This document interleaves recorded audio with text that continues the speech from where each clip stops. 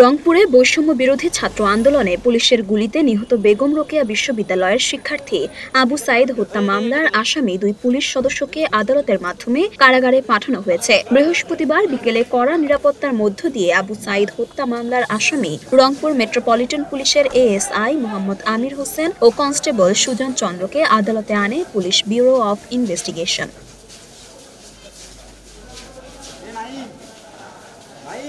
দুই আসামিকে তারা ফরওয়ার্ডিং মূলে জেল হাজতে কোর্টে প্রেরণ করে।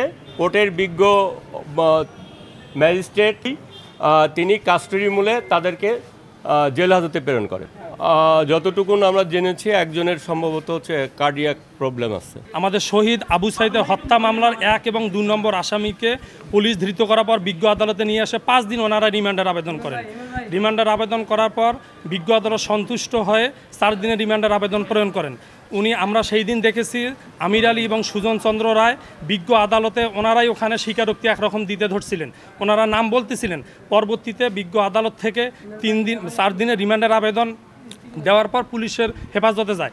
পুলিশ আজকে 4 দিন শেষ না হওয়ার পূর্বেই 3য় দিনে আজকে ওনারা বিজ্ঞ আদালতে প্রেরণ করলেন এবং বিজ্ঞ আদালতে তদন্তকারী কর্মকর্তা বললেন আসামি 2 জন অসুস্থ এবং ওনারা কোনো এখানে স্বীকারোক্তি দিলেন না এবং ওনারা 3য় দিনের দিনে এখানে দিলেন। তাতে আমাদের এখানে সন্দেহ হচ্ছে যে তদন্তকারী কর্মকর্তা অবহেলা এবং খামখেয়ালি করতেছেন এবং ওনারা পুনরায় কোনো এই আসামিদেরকে রিমান্ডের আবেদন করেননি এবং নতুন করেও কোনো আসামিকে ওনারা ধৃত করেননি। রংপুর মেট্রোপলিটন ম্যাজিস্ট্রেট আদালত 2 এর বিচারক মোহাম্মদ আসাদুজ্জামানের কাছে পিবিআই রিমান্ডের প্রতিবেদন উপস্থাপন করে।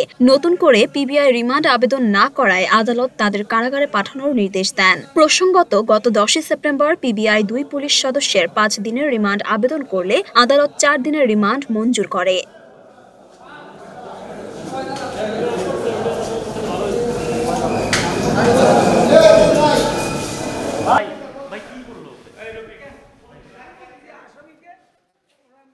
মরিয়ম মিম, ঢাকা পোস্ট।